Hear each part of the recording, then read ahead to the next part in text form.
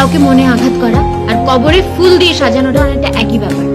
তুমি যতই ফুল দিয়ে কবর সাজাও না কেন, যে মানুষটা মরে যায় সে থোড়ি ফিরে আসে। জীবনে সম্পর্ক বানালে এমন ভাবে সম্পর্ক বানাও যে তাকে তোমাকে মিথ্যা কথা বলার দরকারই পড়বে না, আর তোমার তার ব্যাপারে সত্যিটা জানার দরকারই পড়বে না। কারোর মনে থেকে যাওয়া আর কারোর মন থেকে যাওয়া দুটোই মানুষের ব্যবহারের উপর নির্ভর করে।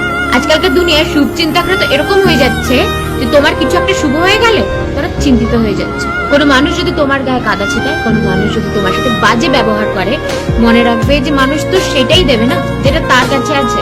দেখতে গেলে সম্মান বা রেসপেক্ট শুধুমাত্র দরকারের হয়, প্রয়োজনের হয়, মানুষের হয় না।